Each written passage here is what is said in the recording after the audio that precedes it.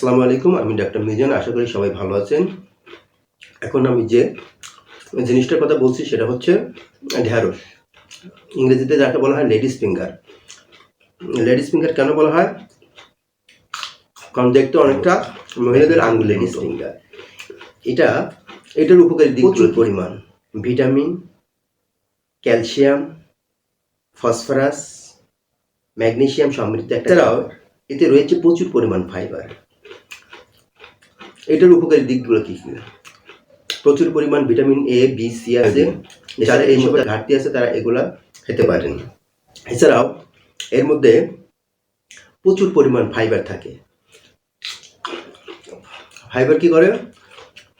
বিশেষ করে কোষ্ঠকাঠিন্য বা কনস্টিপেশন যাদের আছে সেগুলোকে দূর করে, হজমে সহায়তা করে। পাশাপাশি যাদের অতিরিক্ত কোলেস্টেরল আছে সেই কোলেস্টেরলগুলোকে বের করে দেয়। এছাড়া কিডনির মধ্যে যদি কোনো ওয়াশার পদার্থ বা ওয়াশ প্রোডাক্ট থাকে সেগুলোকে বের করতে সহায়তা করে। এটি হচ্ছে লেডিস ফিঙ্গার বা ঢ্যাঁড়স বলা হয়। ঢ্যাঁড়স পুষ্টিগুণে ভরপুর।